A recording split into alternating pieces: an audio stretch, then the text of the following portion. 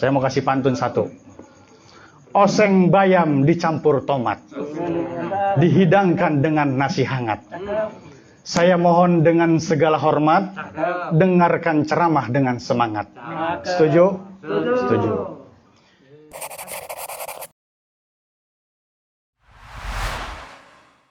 Riyasah TV, media dakwah menuju jannah. Bismillahirrahmanirrahim. Assalamualaikum warahmatullahi wabarakatuh. Waalaikumsalam warahmatullahi wabarakatuh. Rasa-rasanya muslimat yang hadir agak banyak, tapi yang jawab salam cuma 3 orang. Yang satu nyender, yang satu mojok, yang satu ngantuk. Ada sebuah riwayat, sebuah hadis yang diriwayatkan oleh Bukhari dan Muslim. Hak seorang muslim atas muslim lainnya itu ada 6 perkara. Di antaranya, idza laqitahu fasallim alaih. Apabila kalian bertemu, maka hendaknya mengucapkan salam. Jadi seorang muslim atas muslim lainnya apabila berjumpa, maka hendaknya mengucapkan salam. Kewajiban ikhwan dan akhwat semua menjawab salam. Sebelum saya lanjutkan, kalau gitu saya mau cerita dulu. Dahulu ada seorang kiai sedang ceramah. Kata kiainya, saudara-saudara, di antara mencuri yang paling bagus mencuri salam. Ini karena mustamihnya dengerin ceramahnya sambil ngantuk, dia salah denger. Yang dia dengar, saudara-saudara, di antara mencuri yang paling bagus mencuri ayam. Selesai taklim, habis ayam tetangga disikat. Begitu ketangkep ditanya, kenapa kamu mencuri ayam? Kata kiai saya, di antara mencuri yang paling bagus mencuri ayam. Padahal ketika dengerin ceramah, ngantuk. Awas, kalau nanti ada ayam yang hilang, jangan-jangan yang taklimnya ngantuk. Tadi ada pesan. Sebelum saya salam yang kedua kali, ada pesan tadi dari Uwes. Suruh kasih pantun. Saya mau kasih pantun satu. Oseng bayam dicampur tomat, dihidangkan dengan nasi hangat. Saya mohon dengan segala hormat, dengarkan ceramah dengan semangat. Setuju? Setuju. Assalamualaikum warahmatullahi wabarakatuh. Waalaikumsalam warahmatullahi wabarakatuh. Alhamdulillahilladzi la ilaha illallah wahdah. Sadaqa wa'dah wa nasara 'abdah wa 'azza jundahu wa hazamal ahzaba wahdah. Ashhadu an la ilaha illallah wahdahu la syarika lah. Wa ashhadu anna Muhammadan 'abduhu wa rasuluh. Allahumma salli wa sallim ala nabiyyina Muhammadin wa ala alihi wa ashabihi wa man tabi'ahu bi ihsanin ila yaumil qiyamah. Ma sya'allahu kan wa ma lam yasha' lam yakun, la haula wa la quwwata illa billah. Amma ba'du fa ya ibadallah, usikum wa nafsi bitaqwallah wa ta'atihi la'allakum turhamun. Kama qala Allah Ta'ala fil Qur'anil Karim, a'udzu billahi minasy syaithanir rajim. Bismillahirrahmanirrahim. Ya ayyuhalladzina amanu taqullaha haqqa tuqatih wa la tamutunna illa wa antum muslimun. Ya ayyuhan nasu taqu rabbakumul ladzi khalaqakum min nafsin wahidah wa khalaqa minha zawjaha wa batha minhuma rijalan katsiran wa nisaa'a. Wattaqullaha alladzi tasaaluna bihi wal arham, innallaha kana 'alaikum raqiba. Ya ayyuhalladzina amanu taqullaha wa qulu qawlan sadida yuslih lakum a'malakum wa yaghfir lakum dhunubakum wa may yuti'illaha wa rasulahu faqad faza fawzan 'azima. Fa inna asdaqul hadits kitabullah wa khairul hadi hadi Muhammad sallallahu alaihi wasallam wa syarrul umuri muhdatsatuha wa kullu muhdatsatin bid'ah wa kullu bid'atin dhalalah wa dhalalatu finnar. Ma'asyiral muslimin, para ikhwan dan akhwat yang dirahmati Allah. Alhamdulillah, hanya dengan karunia Allah Subhanahu wa ta'ala, Tuhan yang maha pengasih dan tidak pernah pilih kasih, Tuhan yang maha penyayang, yang sayangnya tiada terbilang, yang sampai pada saat ini masih memberikan nikmatnya kepada kita sekalian. Lebih daripada itu kita bersyukur, sebab dalam perjalanan hidup yang singkat ini, kita masih digolongkan dalam hamba-hambanya yang beriman, yang setidaknya sudah dapat hadir di tempat ini yang insya Allah bernilai ibadah. Rasulullah Sallallahu Alaihi Wasallam pernah bersabda, apabila di suatu majlis, suatu tempat yang di dalamnya dibacakan Al-Quran, kemudian di dalamnya disampaikan hadis-hadis Nabi Sallallahu Alaihi Wasallam, maka Allah Subhanahu Wa Taala akan mencurahkan rahmatnya ke tempat itu, ke majlis itu. Kemudian para malaikat akan turun menaungi rumah tersebut dengan mengepakkan sayapnya, kemudian mendoakan yang ada di majelis itu satu persatu. Kemudian makhluk-makhluk yang ada di sekitarnya turut mendoakan kita semua. Kemudian yang kedua kata Nabi, man ahabba ayyubsatalahu fi rizkihi, barang siapa yang ingin dilapangkan rizkinya, wa yunsa'alahu fi atharihi, dan ingin dipanjangkan umurnya, falyasil rahimahu, maka hendaknya menjalin tali silaturahmi. Kemudian yang ketiga kata Nabi, man kharaja bi talabil ilmi fahuwa fi sabilillah, barang siapa yang keluar dari rumahnya niat ikhlas karena Allah untuk mencari ilmu, fahuwa fi sabilillah, maka dia akan dicatat sebagai jihad fi sabilillah, hatta yarji'a, sampai dia kembali ke rumahnya. Mudah-mudahan kita termasuk dalam golongan sesuai dengan apa yang Rasulullah SAW sabdakan. Ini sepertinya nggak semangat saya nih. Para ikhwan dan akhwat yang dirahmati Allah, sikap hidup seseorang itu dibentuk oleh keyakinan yang dimilikinya.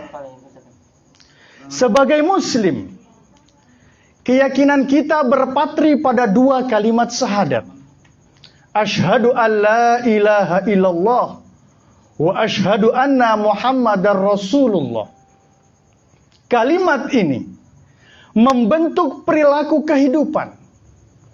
Kalau kita mengatakan asyhadu an la ilaha illallah wa asyhadu anna Muhammadar Rasulullah, itu artinya kita sudah mengucapkan sebuah ikrar yang kalau kita mengatakan bahwasannya aku bersaksi tidak ada Tuhan selain Allah, itu artinya saya tidak akan pernah takut kecuali hanya kepada Allah. Saya tidak akan pernah melarikan persoalan kecuali hanya kepada Allah. Saya tidak akan pernah menggantungkan hidup kecuali hanya kepada Allah. Saya tidak akan pernah minta rizki kecuali hanya kepada Allah.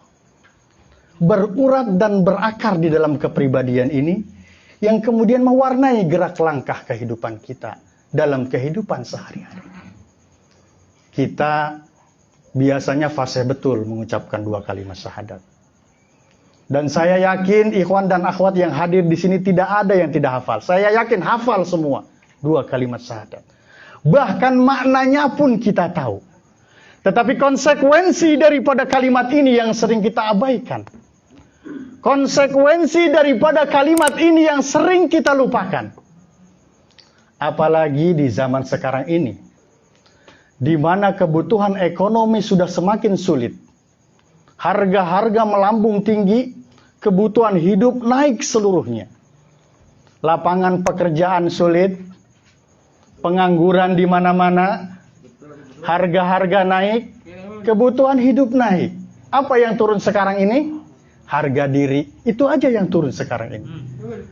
Orang mudah mengalami proses pergeseran nilai. Banyak orang yang salatnya menghadap Allah, tetapi ketika dia dalam berdagang ingin laris, dia menghadap mbah. Salatnya menghadap Allah, tetapi ketika dalam pekerjaannya ingin ditaikkan pangkatnya, dia menghadap mbah. Salatnya menghadap Allah, tetapi ketika ingin banyak proyeknya, dia menghadap mbah. Dia campur-campur itu. Padahal dalam surah Al-Fatihah yang kita hafal, kita tahu, Iyyaka na'budu wa iyyaka nasta'in. Kepada engkaulah kami menyembah, dan kepada engkaulah kami meminta pertolongan. Bahkan dalam ayat lain ditegaskan, wala talbisul haqqa bil batil. Dan jangan kamu campur adukan antara yang hak dengan yang batil. Memang di zaman sekarang ini, di zaman yang serba sulit, dimanfaatkan oleh orang-orang di luar Islam. Sehingga kita sulit untuk memilih dan memilah mana yang benar, mana yang salah. Mana itu madu, mana itu racun. Banyak makanan-makanan yang dicampur aduk. Mereknya madu tapi isinya racun. Dulu, waktu saya masih remaja, sekarang udah tua. Dulu waktu masih remaja, saya masih ingat. Ada seorang penyanyi namanya Ari Wibowo. Pernah kenal? Kamu kenal sama dia, dia nggak kenal sama kamu. Ari Wibowo, dia pernah melantunkan sebuah lagu yang judulnya Madu di tangan kananmu, racun di tangan kirimu. Kalau itu soalnya jelas. Madu yang kanan, racun yang kiri. Tapi sekarang sudah dibuat ruwet. Sehingga sulit lagi mana madu dan mana racun. Coba nih ibu. Ibu kalau ada madu, ada racun. Ibu pilih di madu apa di racun? Racun dua-duanya katanya Pak. Racun semua katanya. Nah, orang saat ini mudah sekali mengalami proses pergeseran nilai. Para ikhwan dan akhwat yang dirahmati Allah. Oleh karena itu, apapun yang kita lakukan, perbuatan apapun yang kita lakukan, harus dasarnya sesuai dengan apa yang Allah perintahkan dan apa yang dicontohkan oleh Rasulullah Shallallahu Alaihi Wasallam. Dan itu pun yang kita lakukan harus didasari karena ikhlas kepada Allah Subhanahu Wa Taala. Karena ikhlas adalah kunci dari segala yang kita lakukan. Apapun saja. Kalau kita sudah melakukan sesuatu, kita gantungkan kepada yang selain Allah, bersiaplah untuk kecewa. Apa saja, kalau sudah mulai kita gantungkan kepada yang selain Allah, bersiaplah untuk kecewa. Ikhlas memang bukan hal yang mudah untuk dilakukan. Walaupun sangat mudah untuk diucapkan. Tetapi inilah perintah Allah Subhanahu wa Ta'ala kepada kita. Wa ma umiru illa liya'budullaha mukhlisin. Kalian tidak kami perintahkan kecuali untuk menjadi penyembah Allah yang penuh dengan keikhlasan. Saya ingin menyampaikan apa yang pernah disampaikan oleh Al-Imam Al-Ghazali tentang keikhlasan ini. Beliau pernah mengatakan, "An-nasu kulluhum mauta illa al-alimun, wal alimun an-niyam illa al-amilun, wal amilun al-mughtarrun illa al-mukhlisun." Manusia ini setiap digentak mati. Iya, kenapa ya? Setiap digentak mati. Kekecilan speakernya. Manusia, kata Al-Imam Al-Ghazali, pada dasarnya mati. Kecuali orang-orang yang berilmu. Dan orang-orang yang berilmu, walaupun dia hidup, tidur. Kecuali orang-orang yang mengamalkan ilmunya. Selamat datang, Ustaz Wal. Dan orang-orang yang mengamalkan ilmunya, banyak yang tertipu. illal mukhlisun, kecuali orang-orang yang ikhlas dalam mengamalkan ilmunya. Begitulah dalam hidup ini. Manusia pada dasarnya mati, kecuali orang-orang yang berilmu. Ilmulah yang membuat hidup ini jadi tumbuh berkembang. Ilmulah yang membuat kita hidup lebih maju. Kata sebuah ungkapan lama, ilmu membuat hidup jadi mudah. Seni membuat hidup jadi indah. Dan agama membuat hidup jadi terarah. Dengan ilmu, apa yang hari ini terjadi di benua lain, hari ini juga bisa kita saksikan dari kamar kita. Speaker, ilmu ini yang di dalam bisa kedengeran. Speaker, ilmu, ya kan? Ilmu membuat hidup jadi mudah. Seni membuat hidup jadi indah. Baca Al-Quran, ibadah. Dengan seni tilawah, terasa keindahannya. Dengan agama, hidup jadi terarah. Kalau kita hidup tidak mempunyai agama, hidupnya kita tidak akan teratur. Maka dengan agama, hidup akan jadi terarah. Nah, manusia pada dasarnya mati, kecuali orang-orang yang berilmu. Dan orang-orang yang berilmu, walaupun dia hidup, tidur. Kecuali orang-orang yang mengamalkan ilmunya. Dan orang-orang yang mengamalkan ilmunya, banyak yang tertipu. Merasa ilmunya sudah banyak, merasa karirnya sudah banyak, merasa amalnya sudah banyak. Banyak yang tertipu.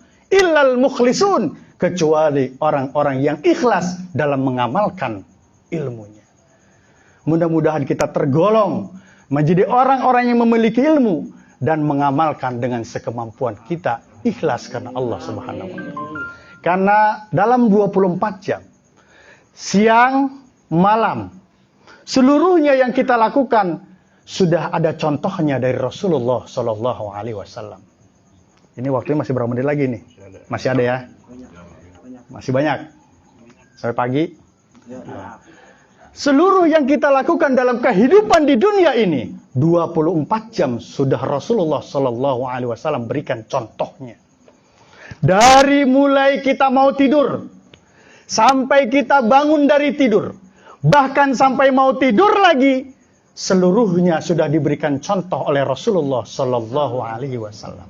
Kita lihat bagaimana ketika Rasulullah Sallallahu Alaihi Wasallam ketika mau istirahat, mau tidur, beliau senantiasa tidur di sore hari. Setelah Isya, kalau tidak ada kegiatan, beliau senantiasa tidur di sore hari. Ketika beliau mau tidur, mau istirahat, beliau senantiasa mengambil air wudhu. Kemudian sebelum berbaring di tempat tidur, beliau selalu mengangkatkan tangannya dan membacakan ayat-ayat Al-Quran untuk membentengi dirinya. Beliau senantiasa membaca surah Al-Fatihah, kemudian 5 ayat surah Al-Baqarah, ditambah dengan ayat kursi, ditambah dengan akhir 3 ayat surah Al-Baqarah, dan ditambah dengan Al-Mu'awwizatain, yaitu Al-Falaq dan An-Nas, ditambah surah Al-Ikhlas. Tiap bacaan beliau tiupkan kepada kedua telapak tangannya. Kemudian beliau usapkan ke seluruh tubuhnya. Yang pertama beliau usap adalah kepalanya, kemudian wajahnya, kemudian bagian tubuh yang bisa disentuhnya. Rasulullah sudah dijamin, Rasulullah senantiasa dijaga, tapi beliau senantiasa membentengi dirinya dengan ayat-ayat Al-Quran. Siapa yang ketika mau tidur membaca ayat kursi, maka dia akan terjaga, akan dijaga oleh Allah sampai dia bangun dari tidurnya. Dalam sebuah riwayat dijelaskan, suatu hari ketika Abu Hurairah radhiyallahu an sedang menjaga Baitul Mal, ada sesosok remaja yang datang dan mencuri Baitul Mal, mencuri kurma pada saat itu. Kemudian ditangkap oleh Abu Hurairah. Ketika ditanya, kenapa kamu mencuri? Saya kelaparan. Abu Hurairah merasa iba. Dan karena merasa ada bagiannya di dalam Baitul Mal itu, maka remaja tersebut dilepaskan oleh Abu Hurairah. Ketika menjelang subuh bertemu dengan Rasulullah, Rasulullah langsung bertanya kepada Abu Hurairah, ada apa yang terjadi tadi malam wahai Abu Hurairah? Kemudian Abu Hurairah menceritakan, tadi malam datang seorang remaja dan mencuri kurma. Karena merasa dia kelaparan, maka aku lepaskan. Apa jawaban Rasulullah? Besok malam dia akan datang kembali. Begitu malam kedua, Abu Hurairah bersiap siaga dan berjaga-jaga kembali. Kemudian datang lagi remaja tersebut dan mencuri lagi. Kurma tersebut dicuri lagi. Kemudian ditangkap oleh Abu Hurairah. Kenapa kamu mencuri lagi? Saya lapar dan keluarga saya kelaparan. Abu Hurairah merasa iba dan merasa bahwa di Baitul Mal itu ada haknya. Kemudian dilepaskan kembali remaja tersebut. Ketika menjelang subuh, bertemu lagi dengan Rasulullah dan ditanya langsung oleh Rasulullah, apa yang terjadi tadi malam wahai Abu Hurairah? Apa jawaban Abu Hurairah? Dia menceritakan bahwa dia memang benar datang lagi. Dan dia mencuri. Karena dia dan keluarganya kelaparan. Maka aku lepaskan wahai Rasulullah. Apa jawaban Rasulullah? Besok malam ketiga dia akan datang kembali. Subhanallah. Dengan rasa geram. Dengan siap siaga Abu Hurairah berjaga-jaga pada malam itu.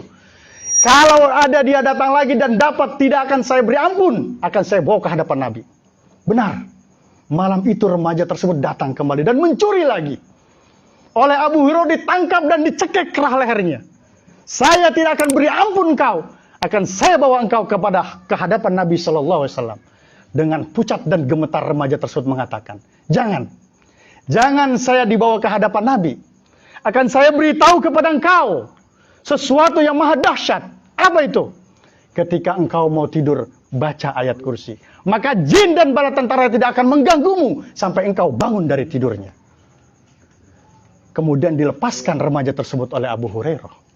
Ketika menjelang subuh, bertemu dengan Nabi dan Nabi langsung bertanya, ada apa yang terjadi tadi malam wahai Abu Hurairah? Kemudian Abu Hurairah menceritakan, remaja tersebut datang kembali dan mencuri lagi. Ketika akan aku bawa ke hadapan engkau wahai Nabi, dia mengatakan, dia berikan sesuatu yang dahsyat buat diriku. Apa itu? Ketika engkau mau tidur, aku diperintahkan untuk membaca ayat kursi. Maka jin dan bala tentaranya tidak akan mengganggunya sampai aku bangun dari tidurnya. Apa jawaban Rasulullah? Benar apa yang dikatakannya.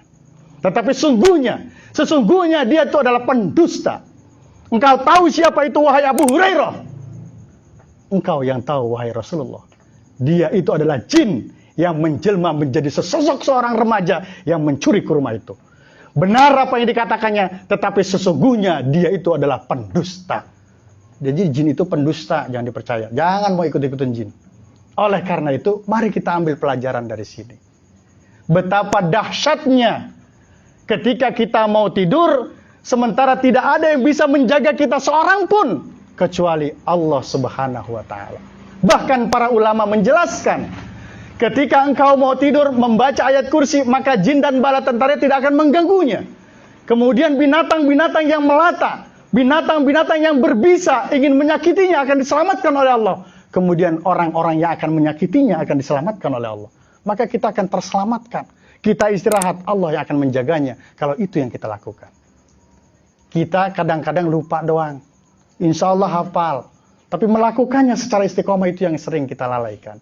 Malah kita mau tidur pegangnya HP. Padahal contoh dari Rasulullah sudah diberikan kepada kita. Siapa yang mau menjamin kehidupan kita, yang menjaga kita kalau bukan Allah? HP tidak ada apa-apanya. Kecuali pegang HP baca Quran. Gitu. Jadi kita ambil pelajaran dari sini. Betapa Rasulullah sudah mencontohkan dari mulai dia bangun tidur, mau tidur, sampai bangun lagi. Saudara-saudara kaum muslimin, para ikhwan dan akhwat yang dirahmati Allah. Bagaimana ketika Rasulullah Shallallahu Alaihi Wasallam bangun dari tidurnya? Beliau senantiasa melaksanakan sholat tahajud. Beliau senantiasa melaksanakan sholat malam. Dan tidak pernah terputus. Padahal kita tahu Rasulullah dijamin masuk surga. Rasulullah sudah dijamin masuk surga. Tapi beliau senantiasa melaksanakan sholat tahajud yang tidak pernah kelewatan. Kita tahu dalam sebuah riwayat bagaimana Rasulullah melaksanakan sholat malam. Sampai kakinya bengkak-bengkak. Subhanallah. Di sini juga insya Allah nih di Riyasah Kaljasilwa itu insya Allah banyak yang kakinya bengkak. Cuman nggak tahu urusannya apa, asam urat apa-apa. Keseleo. Nah, Rasulullah melakukan itu sampai bengkak-bengkak kakinya. Karena orang yang melaksanakan sholat tahajud, banyak keistimewaan-keistimewaannya. Banyak keutamaan-keutamaannya. Dijelaskan dalam surah Al-Isra. Surah ke-17. Silahkan dibuka kalau yang bawah mushaf. Kalau saya salah dikoreksi. Dalam surah Al-Isra, surat ke-17. ayat 79 sampai dengan 81 di sana ditegaskan, wa minal laili fatahajjad bihi nafilatan lak asa ayyab'atsaka rabbuka maqaman mahmuda wa qur rabbi adkhilni mudkhala sidqin wa akhrijni mukhraja sidqa waj'alni min ladunka sultanan nasira wa qul ja'al haqq wa zahaqal batil innal batila kana zahuqa. Ada 4 keistimewaan bagi orang-orang yang senantiasa melaksanakan sholat tahajud. Yang pertama, Allah akan tempatkan pada setiap karirnya, pada setiap pekerjaannya, pada makam yang terbaik, makam yang terpuji. Itu yang pertama. Kemudian yang kedua, Allah akan mudahkan pada setiap langkah pekerjaannya, di awal pekerjaannya, Allah akan senantiasa mudahkan bagi orang-orang yang senantiasa melaksanakan sholat tahajud. Kemudian yang ketiga, Allah akan berikan jalan keluar yang terbaik dari setiap persoalan yang dia rasakan. Kemudian yang keempat, Allah akan selamatkan dia, Allah akan tolong dia dari orang-orang yang akan menyakitinya. Kemudian dalam surah Az-Zariyat ditegaskan, dalam surah Az-Zariyat surah ke-51 ayat 15 sampai dengan ke-17, innalil muttaqina fi jannati wa uyun akhidhina ma atahum rabbuhum wa innahum kanu qabla dzalika muhsinin kanu qalilan minal laili ma yahja'un wa bil asharihum yastaghfirun. Ada hamba-hambaku di muka bumi ini, kata Allah, yang dia nanti akan tinggal di mata air, di taman-taman surga. Siapa dia? Innalil muttaqina fi jannati wa uyun akhidhina ma atahum rabbuhum, yang mereka mengambil apa-apa yang Allah berikan kepada mereka. Wa innahum qabla dzalika muhsinin, dan sesungguhnya mereka pada waktu di dunia itu orang-orang yang senantiasa selalu melakukan kebaikan, selalu melaksanakan perintah-perintah Allah, kewajiban-kewajiban Allah selalu dilaksanakan. Menjadi orang yang amanah ketika disampaikan amanah kepadanya. Menjadi orang yang amanah dalam melaksanakan tugasnya.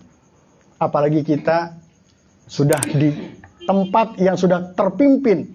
Banyak amanah-amanah yang kadang-kadang sering kita lalaikan. Amal soleh sudah menjadi kewajiban kita, masih juga kita lalaikan. Ukhuwah atau ribat yang sudah menjadi kewajiban kita, sering kita lalaikan.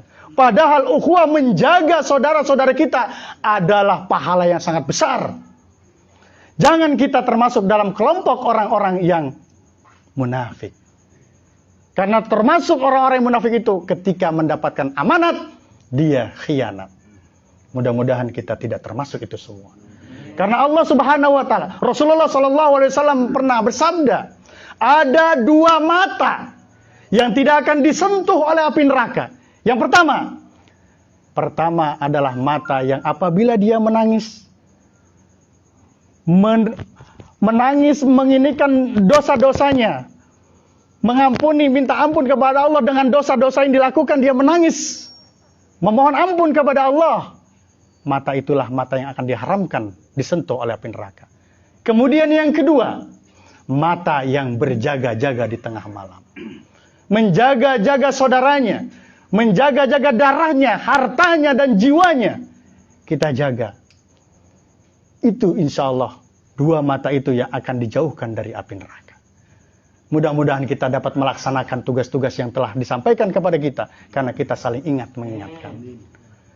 Kemudian yang terakhir, mudah-mudahan kita dalam melaksanakan seluruh apa-apa yang Allah perintahkan dan Rasulullah contohkan, kita bisa istiqomah dalam menjalankan semua itu. Karena Allah Subhanahu wa taala berfirman dalam surah As-Saffat, kalau nggak salah, ayat 30. A'udzubillahi minasyaitonirrajim. Bismillahirrahmanirrahim. Innalladzina qalu rabbunallah summa istaqamu tatanazzalu alaihimul malaikatu alla takhafu wa la tahzanu wa abshiru bil jannati allati kuntum tu'adun. Orang-orang yang mengatakan bahwa Allah itu Tuhan kami, kemudian dia istiqomah dalam menjalankan perintah Allah, tentara-tentara langit akan turun kepadanya.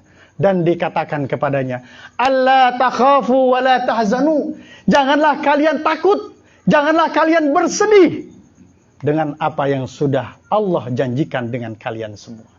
Apa itu? Surga sebagai janji Allah yang untuk disiapkan bagi orang-orang istiqomah. Mudah-mudahan dalam menjalankan itu semua kita istiqomah sehingga para malaikat selalu mendampingi kita, menjaga kita sampai kita kembali menghadap Allah Subhanahu wa taala. Mungkin ini yang bisa saya sampaikan. Jikalau ada perkataan-perkataan saya yang kurang berkenan di dalam hati, itu datangnya dari diri saya sendiri. Dan saya pun beristighfar kepada Allah, Astaghfirullahaladzim, dan apabila ada yang benar, maka kebenaran datangnya dari Allah Subhanahu wa taala. Al-haqqu min rabbik fala takunanna minal mumtarin. Akhirnya pun pepatah mengatakan, wa qad yurja li jarhi sayfi bur'un wala bur'u lima jaruhal lisan. Kalau pedang lukai tubuh, masih kan ada harapan sembuh. Kalau lidah lukai hati, kemana obat nggak dicari. Untuk itu saya mohon maaf. Al-afu minkum, wallahu a'lam. Wassalamualaikum warahmatullahi wabarakatuh.